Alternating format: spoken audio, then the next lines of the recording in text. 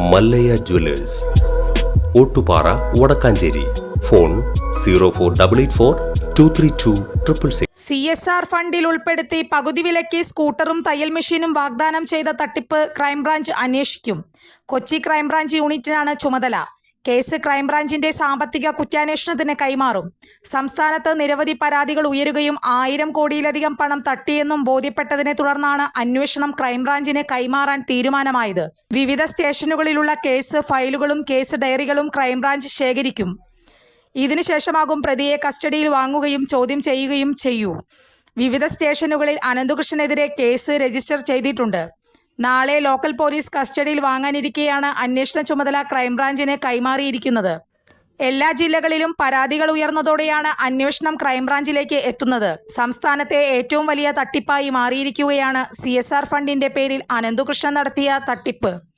പകുതി വിലയ്ക്ക് സ്കൂട്ടറും തയ്യൽ മെഷീനും വാഗ്ദാനം ചെയ്തായിരുന്നു തട്ടിപ്പ് നടത്തിയത്. തട്ടിപ്പ് പുറത്തായതോടെ പരാതികളുടെ കൂമ്പാരമാണ് വിവിധ പോലീസ് സ്റ്റേഷനുകളിൽ അനന്തകൃഷ്ണനെതിരെ എത്തിയത്.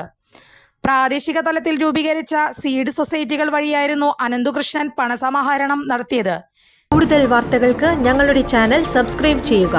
ഫേസ്ബുക്ക് ഫോളോ അപ്പ് ചെയ്യുക. വാർത്തകൾ വേഗത്തിലറിയാൻ Anytime News.